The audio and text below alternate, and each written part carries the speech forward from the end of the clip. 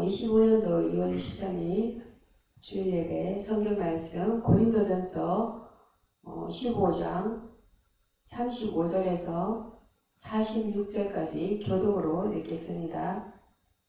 누가 묻기를 죽은 자들이 어떻게 다시 살아나며 어떠한 몸으로 오느냐 하니 어리석은 자야, 내가 뿌리는 씨가 죽지 않으면 살아나지 못하겠고 또 내가 뿌리는 것은 장래의 형체를 뿌리는 것이 아니요 다만 밀이나 다른 것을 알맹이 뿐이로되 하나님이 그 뜻대로 그에게 형체를 주시되 각 종자에게 그 형체를 주시느니라. 육체는 다 같은 육체가 아니니 하나는 사람의 육체요 하나는 짐승의 육체요 하나는 새의 육체요 하나는 물고기의 육체라. 하늘에 속한 형체도 있고 땅에 속한 형체도 있으나 하늘에 속한 것의 영광이 따로 있고 땅에 속한 것의 영광이 따로 있으니 해의 영광이 다르고 달의 영광이 다르며 별의 영광도 다른데 별과 별의 영광이 다르도다. 죽은 자의 부활도 그와 같으니 썩을 것으로 심고 썩지 않을 것으로 다시 살아나며 욕된 것으로 심고 영광스러운 것으로 다시 살아나며 약한 것으로 심고 강한 것으로 다시 살아나며 육의 몸으로 심고 신령한 몸으로 다시 살아나니 육의 몸이 있은즉 또 영의 몸도 있느니라.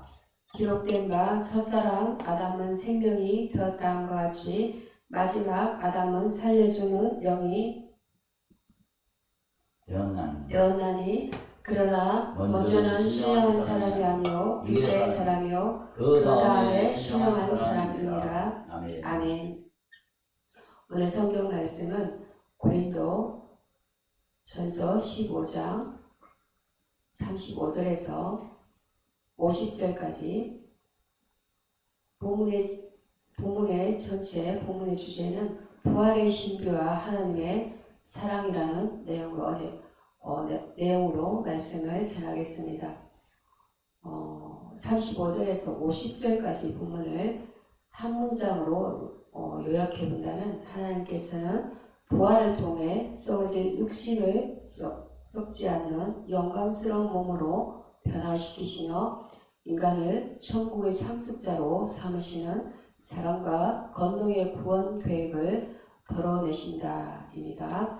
이 본문에서 바울은 교인들의 질문, 죽은 자가 어떻게 다시 살아나며 어떤 몸으로 오는가 15장 35절에 답하며 부활이 단순한 육체의 회복이 아니라 하나님의 창조적 능력으로 이루어지는 전혀 새로운 변혁임을 강조합니다. 새로운 것임을 강조합니다. 획기적인 것이라는 겁니다. 씨앗이 땅에 묻혀 새 생명으로 태어나듯 인간도 죽음 후 하나님의 손길로 영광스러운 존재로 재창조됩니다. 예수님의 부활은 이 약속의 첫 열매이며 우리의 희망의 근거입니다. 이 진리를 비유로 불어보자면 한 농부의 이야기를 떠올릴 수 있습니다. 그는 황량한 들판에 작은 씨앗을 심었습니다. 겨울이 지나고 봄이 오자 그 씨앗은 단단한 껍질을 뚫고 싹을 틔웠습니다. 어느 날 그 아들이 물었습니다. 아빠, 이 씨앗이 어떻게 이렇게 큰 나무가 됐어요? 농부는 땅을 가리키며 말했습니다. 보이지 않는 곳에서 하나님께서 일하신 거야.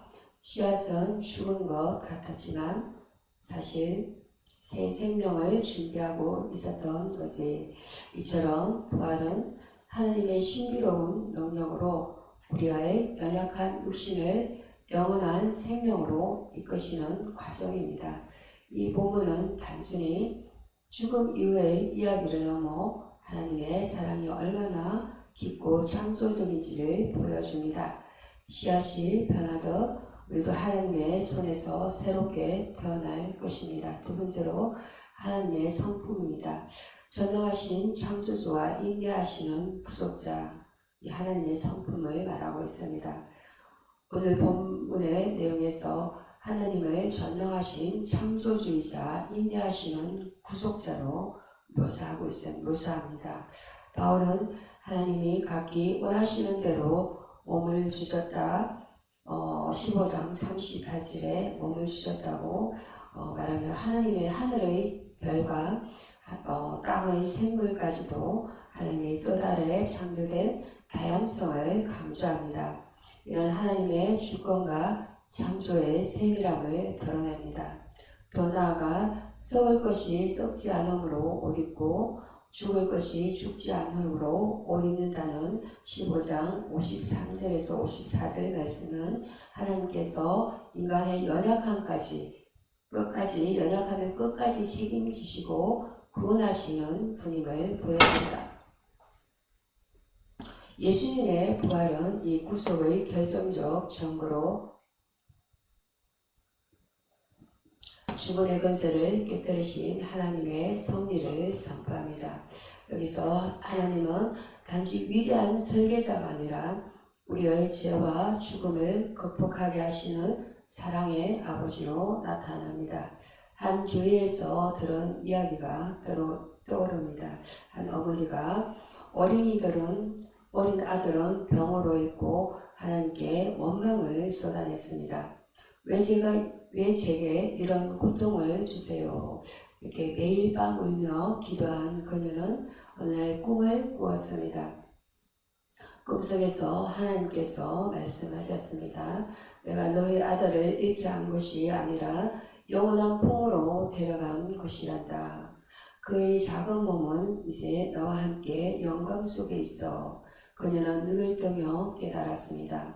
하나님은 고통을 주시는 분이 아니라 그 속에서도 우리를 품으시고 새 생명을 주시는 분이었습니다. 이 이야기는 하나님의 인내와 사랑을 보여줍니다. 그분은 우리의 눈물을 아시고 부활의 약속으로 우리를 위로하십니다.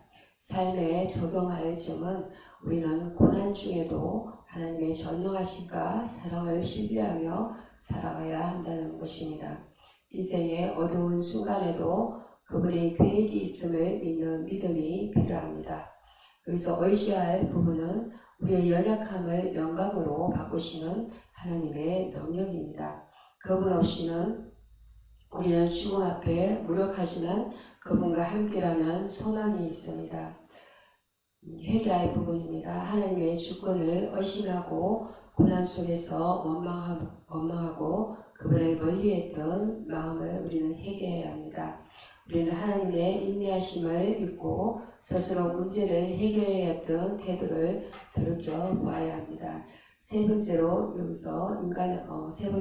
인간의 본질에 대해서 살펴보도록 하겠습니다. 연약하나 인간의 본질은 한 줄로 요약하자면 연약하나 하나님의 영광을 향한 존재이기도 합니다.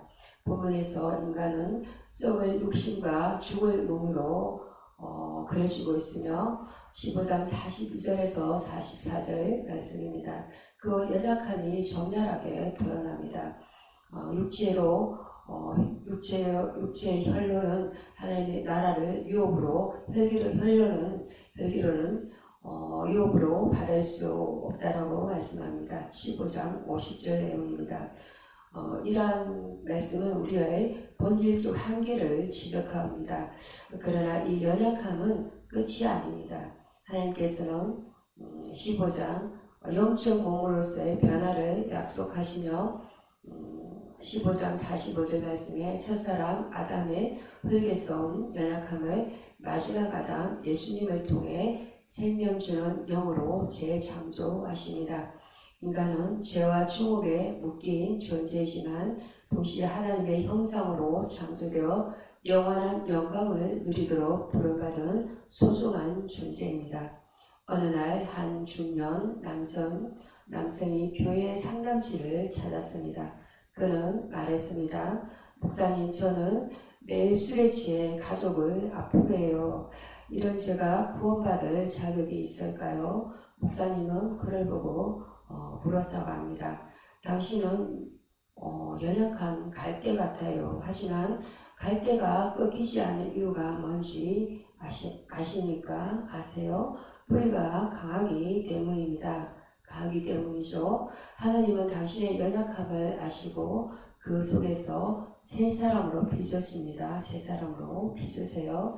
그 남성은 눈물을 흘리며 기도했고 시간이 지나 회복의 길을 걷기 시작했습니다. 이 이야기는 우리의 연약함이 하나님의 언약 앞에서 새 힘을 얻는 과정을 보여줍니다. 우리는 넘어지고 실수하지만 하나님의 사랑은 우리를 일으켜 세웁니다. 여기에서 우리의 삶 속에 적용해 보아야 할 것은 우리의 한계를 인정하고 겸손히 하나님 앞에 나아가는 것입니다. 우리는 완벽하지 않지만 그분의 손에서 완성될 존재임을 기억해야 합니다.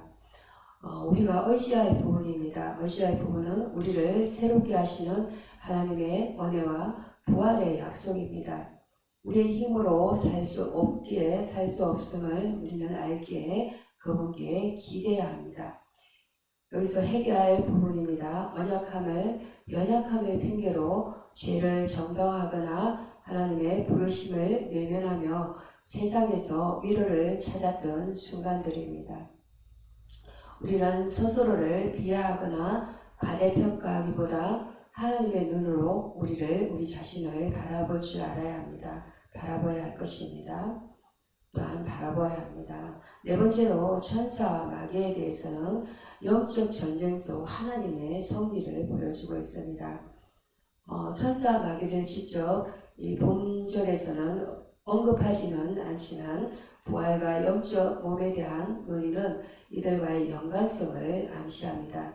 천사는 하나님의 15장 44절 말씀에 하나님의 뜻을 섬기는 영적 존재로